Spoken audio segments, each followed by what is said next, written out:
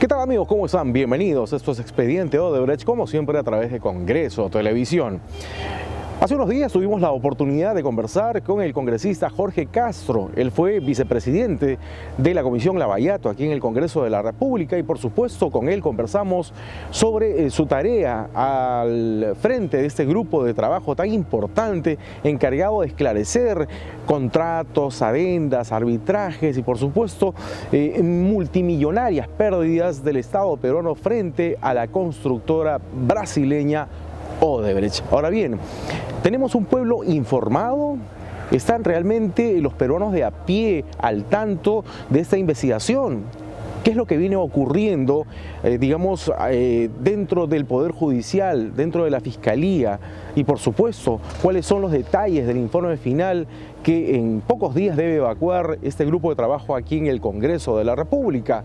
Nos lo explica de inmediato el congresista Jorge Castro en conversación en el programa Pulso Parlamentario de Congreso Televisión. Escuchemos.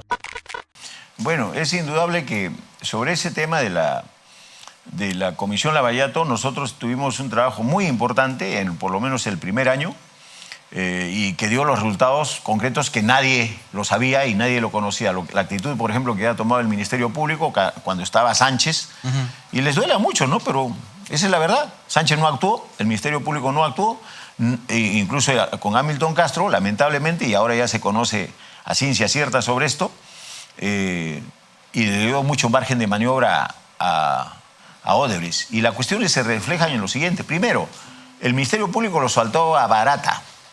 Sería diferente que Barata estuviera acá en el Perú a que esté hoy desde Brasil dictándonos la plana y lo que él quiere, ¿no es cierto? Claro. Nosotros hemos tenido a Barata, el Ministerio Público lo dejó ir a Barata.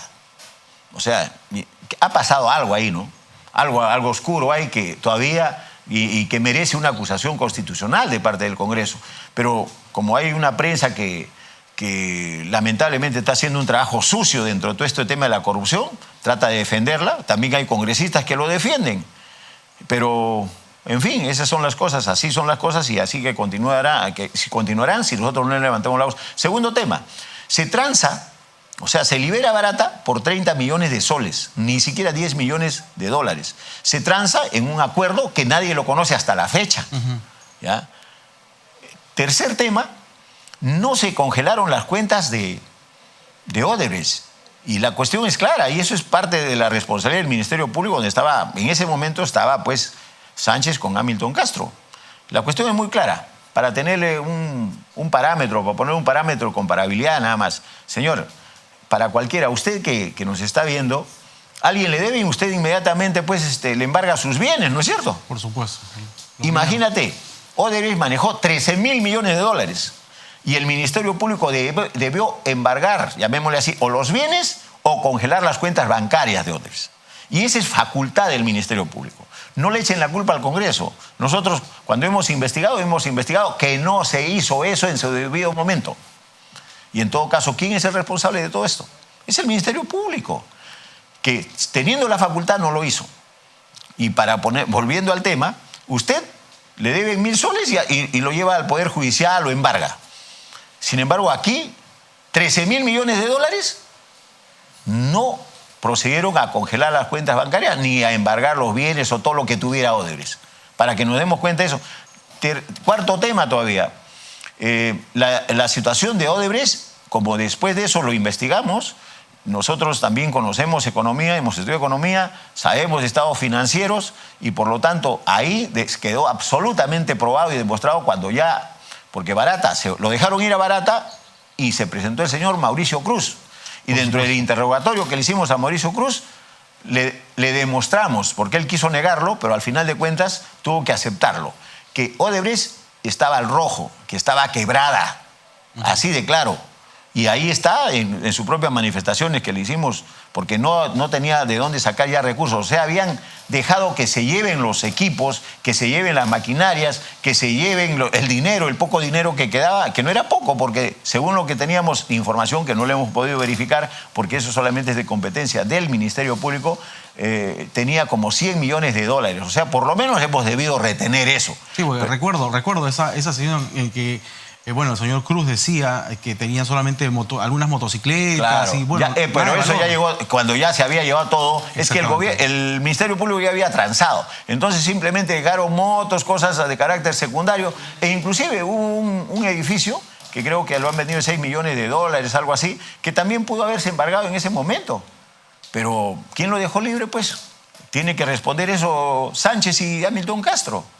Ahora, los problemas que he tenido quien habla, ha sido justamente por eso. Por eso ha sido, porque nosotros tuvimos una posición clara desde un primer momento.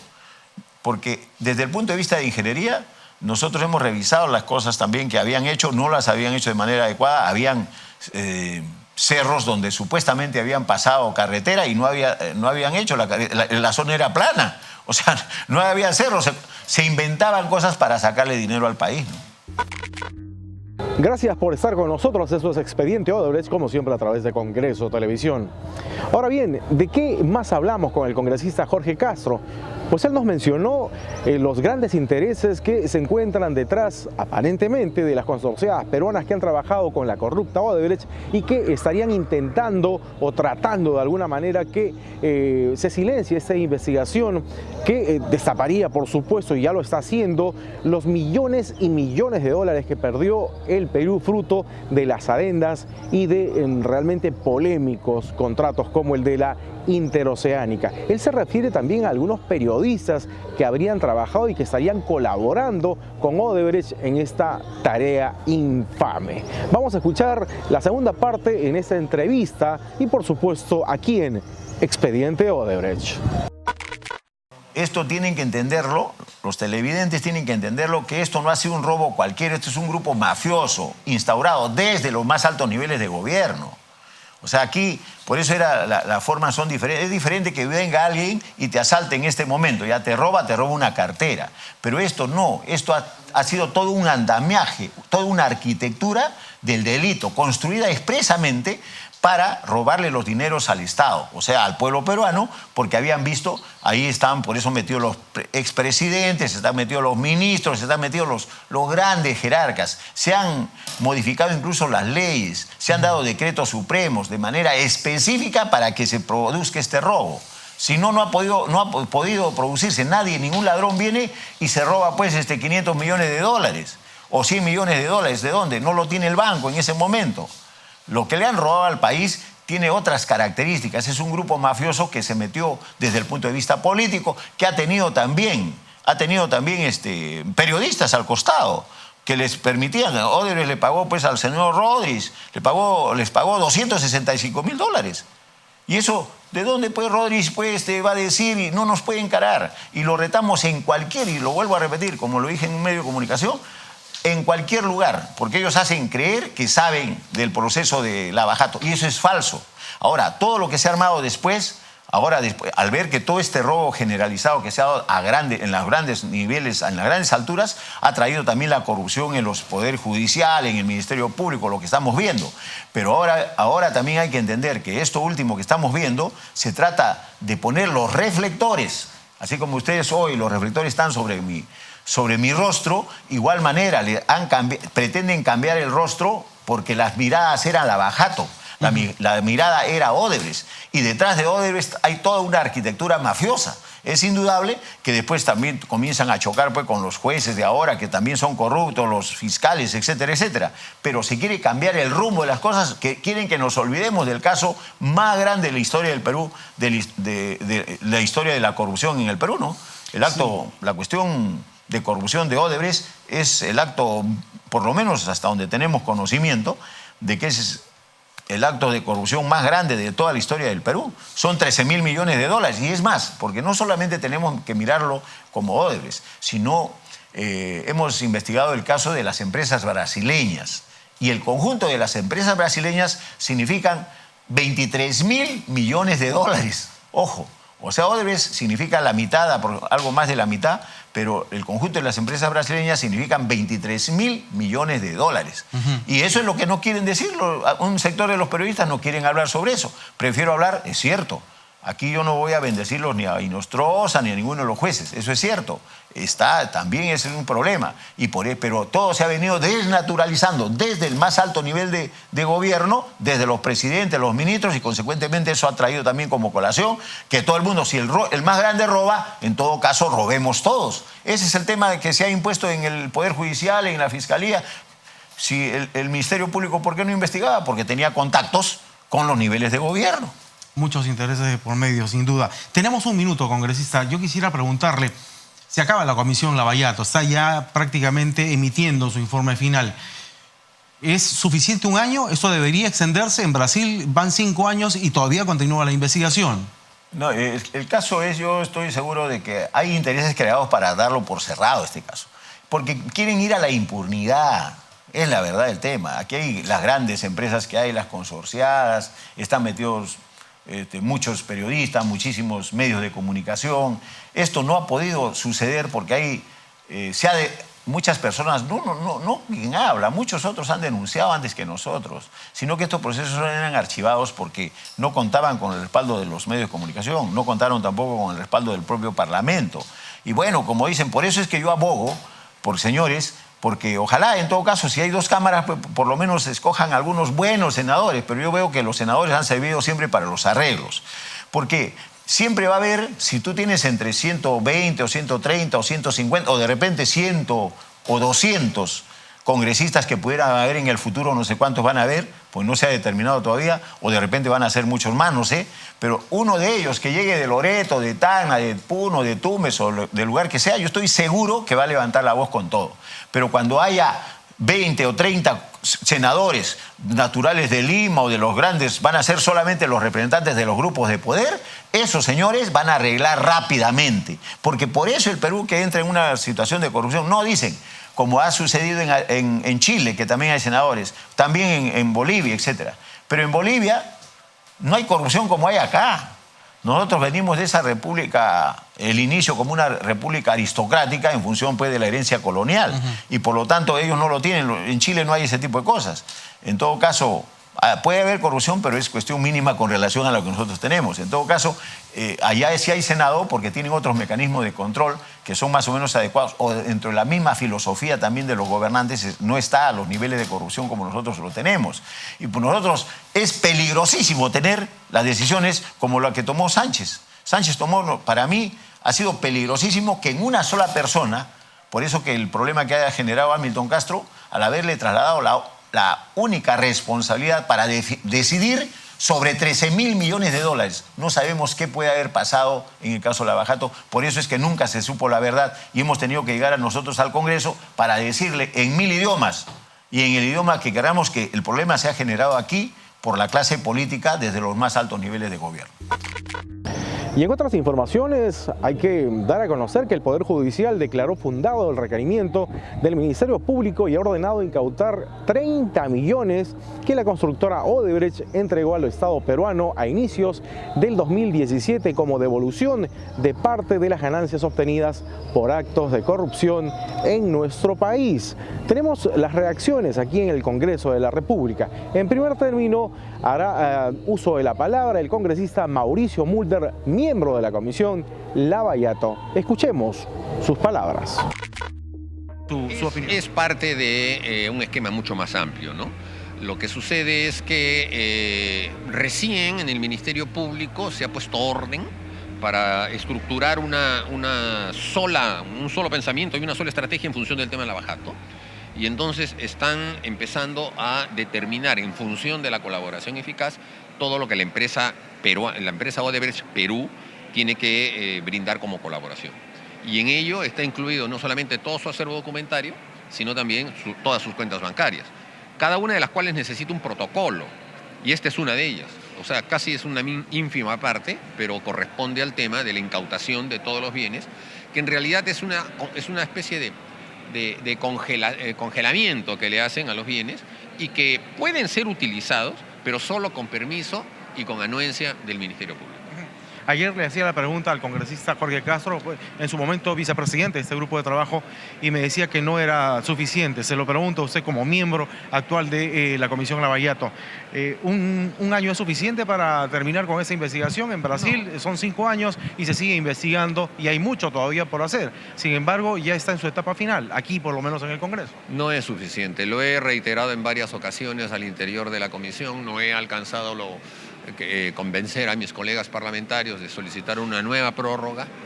Se van a presentar informes. Habrá novedades con respecto al informe PARI, pero no será contundente porque no hemos podido desentrañar los secretos que Odebrecht, OAS, Galbao, Ingeniería, Camargo y Correa, etcétera, tienen y que han brindado a la justicia brasileña. Y yo le planteé al doctor Vela Barba la posibilidad de que en el momento en el que se hace con Brasil la firma del convenio de cooperación internacional, se incluya que las personas que se están acogiendo a la colaboración sincera allá en Brasil, o a la delación premiada, como se llama, la comparecencia ante comisiones investigadoras. Y ese es un tema que está en estos momentos pendiente en el Ministerio Público para que se tramite en Brasil. Es difícil, no lo han permitido para las comisiones investigadoras del propio Parlamento brasileño, pero porque la mayoría de los parlamentarios brasileños están imputados de haber recibido coimas, hay listas enteras. Entonces eso permitió que el Ministerio Público brasileño dijera, no, el Congreso brasileño no entra acá. Pero perfectamente el Congreso peruano puede ir a Brasil e interrogar al señor Barata, interrogar al señor Odebrecht sobre los temas peruanos. Y ojalá que eso se pueda dar. Y si eso se da, entonces, y la comisión termina, habrá que pedir una ampliación profesamente para ese tema y lograr que haya una colaboración directa, ¿no? ¿Hay más posibilidades, digamos, de colaboración entre la Comisión Lavallato y el fiscal de la Nación, o la Fiscalía de la Nación, de lo que había antes con el fiscal Pablo Sánchez? Bueno, sí, se ha generado un nivel de coordinación, aunque es obvio que el Ministerio Público no nos puede traer documentos ni nos puede proporcionar absolutamente nada. Simplemente darán cuenta de las diligencias que han practicado y nosotros tendremos conocimiento de los avances en forma parcial. Algo es algo, porque lo que ocurrió en anterior oportunidad era nada, ¿no? Amigos, gracias por permanecer con nosotros. Esto es Expediente Odebrecht, como siempre, a través de Congreso Televisión. Este es nuestro bloque internacional y se lo dedicamos a Brasil. Pues en ese lugar, el expresidente Luis Ignacio Lula da Silva sigue congregando multitudinarias marchas. Hace unos días, numerosos seguidores del Partido Obrero, numerosos es llamarlo de alguna manera, miles y miles de personas siguen apoyando al expresidente en su carrera a la presidencia. Pero recordemos que él está recluido en una cárcel acusado de recibir millonarias coimas precisamente en el marco de la investigación Lavallato. ¿Cuál va a ser el desenlace de Lula da Silva de cara al poder y a las próximas elecciones presidenciales en ese país? Vamos a escucharlo en nuestro bloque internacional. Permitir la postulación de Luis Ignacio Lula da Silva a las elecciones presidenciales de octubre es la recomendación que hace el Comité de Derechos Humanos de la ONU a la Fiscalía y el órgano electoral brasileño. Los miembros de este equipo, que se encarga de supervisar violaciones del Pacto Internacional de Derechos Civiles y Políticos, piden que el exmandatario pueda ejercer su derecho a la política mientras esté en prisión y se conozcan los resultados de las apelaciones a su postulación. El comité, con sede en Ginebra, aseguró que Brasil, por hacer parte de este pacto, está obligado a reconocer sus recomendaciones. Según uno de sus integrantes, la defensa de Lula pidió una acción urgente en 3 puntos. El primero, que el ex jefe de Estado sea puesto en libertad de manera inmediata.